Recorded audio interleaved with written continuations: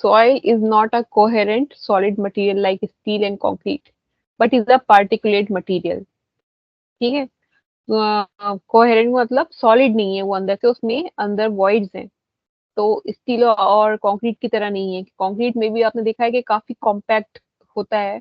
अगर उसको अच्छे से, कंक्रीट का जो आपने देखा होगा, जब ड्राई कंक्रीट में उसमें पर्कुलेशन नहीं होता है आसानी से, क्योंकि वो काफी हद तक बॉन्डिंग अच्छे से, सीमेंट इतना फाइन पार्टिकल्स होते हैं ना, तो वो स्पेस उसमें इतना नहीं होता है। But is a particulate material.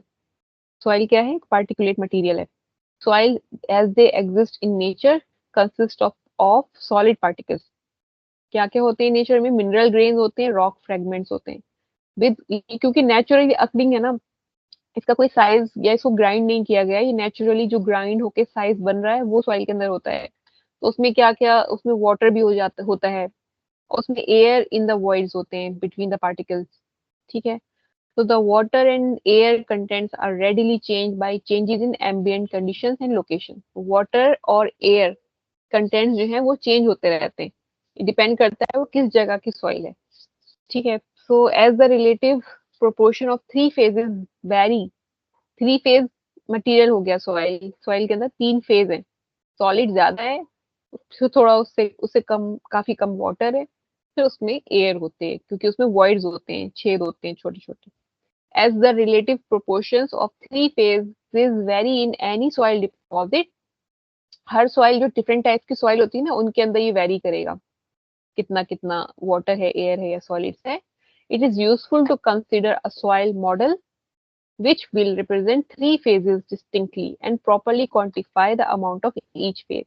इसलिए ये आपको हमेशा इसको याद कर लेना है, इसको फिगर को, कि एक सॉइल है तो उसके अंदर क्या क्या फेज होते हैं। तीन फेज होते हैं, उसे थ्री फेज फेजेस सिस्टम कहते हैं। यहाँ पर मेंशन है ना, there are three phases in soil particle soil. तो a schematic diagram of the three phase system is shown। इसे कहते हैं हम थ्री फेज सिस्टम।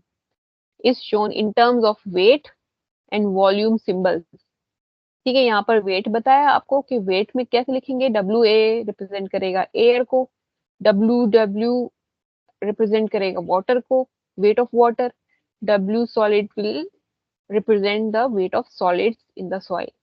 ठीक है, ये आप नोटेशंस, जैसे ही आपको बताया जाए कि डब्ल्यू ए की बात कर रहे हैं तो वो वेट ऑफ द एयर है, वेट ऑफ द वाटर है, and weight of the solid है।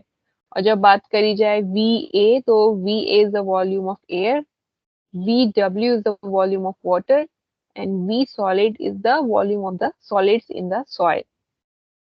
उसके बाद रेस्पेक्टिवली, ठीक है, इसमें बता दिया मैंने आपको, सॉइल सॉलिड्स है, वाटर एंड एयर है।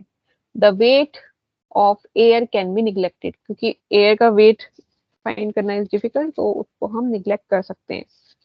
तो ओवरऑल वेट जो होगा वो होगा WS प्लस डब्ल्यू वाटर।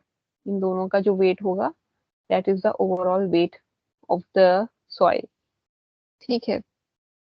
और टोटल वॉल्यूम तो ये हो गया, उसमें वॉइड्स का भी वॉल्यूम आएगा, और ये वॉल्यूम ऑफ वॉइड्स है। ये जो वीवी लिखा है ये वॉल्यूम ऑफ वॉइड्स है, यानी अगर वहां पर एयर है और पानी है तो वॉइड्स के अंदर पानी है। लेकिन अगर मान लीजिए वाटर नहीं है उसमें, बिल्कुल ड्राई है, तो उसमें फिर एयर के साथ वॉल्यूम ऑफ वॉइड्स भी यही होगा, एम्प्टी होगा वो वॉल्यूम, लेकिन will remain same. The soil model is given dimensional values for the solid, water and air components. So total volume जैसे मैंने बताया आपको, V is equals to VV plus VS। उसको हम ब्रेक डाउन यहाँ से कर सकते हैं। VS plus VW plus volume of voids is the air part, volume of voids।